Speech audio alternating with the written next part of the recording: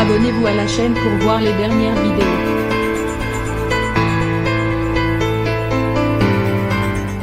Derrière son grand sourire, Bruno cachait une grande angoisse depuis ses débuts dans les 12 coups de midi. Le maître de midi s'est confié sur 7. Bruno est sonné. Depuis le 21 juin dernier, le champion en titre des 12 coups de midi a atteint la 3e place du classement des plus grands maîtres de midi. Une position qu'il ne pensait jamais atteindre. Mais tout est possible pour le nouveau chouchou de Jean-Luc Reichmann qui a réussi l'exploit de détrôner Paul avec 160 participations et une cagnotte s'élevant désormais à 661 624 €. C'est un beau parcours pour le trentenaire qui est actuellement au chômage.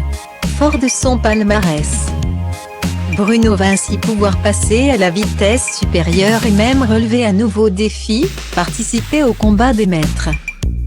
Du lundi 5 au samedi 10 juillet sur TF1, le champion des 12 coups de midi va affronter ses prédécesseurs. Un duel au sommet pour le maître de midi qui va notamment se retrouver face à Xavier, Timothée, Caroline, Léo, Tata Véro ou encore Paul.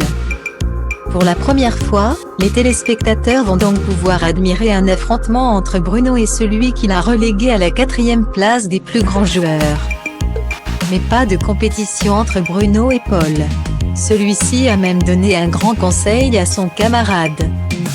On s'est vu lors du tournage du combat des maîtres, il m'a dit que je n'avais surtout pas intérêt de partir comme lui.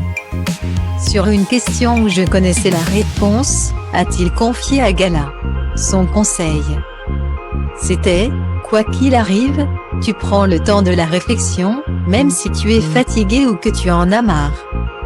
Peut-être qu'il s'en est un peu voulu de partir alors qu'il connaissait la réponse. Alors que Paul est très bienveillant avec celui qui l'a détrôné, Bruno, lui, n'était pas du tout serein à l'idée d'évincer ce dernier.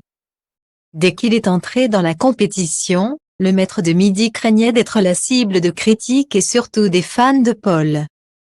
Je suis très fier car quand j'ai commencé l'émission, je ne me projetais pas aussi loin. J'avais la pression car Paul est le chouchou des téléspectateurs et j'avais peur des réactions si je le dépassais. Mais dans l'ensemble, elles sont très bonnes, a-t-il expliqué à Télé 7 jours. En révélant qu'il n'a désormais plus d'objectif et pour une bonne raison. C'est le meilleur moyen de me mettre une pression inutile. Est sûr que ça serait bête de perdre en étant aussi proche d'Eric, 199 participations. Note de la rédaction, mais je le vivrai bien, a-t-il assuré. Mais pour le moment, l'heure du départ n'a pas encore sonné pour Bruno.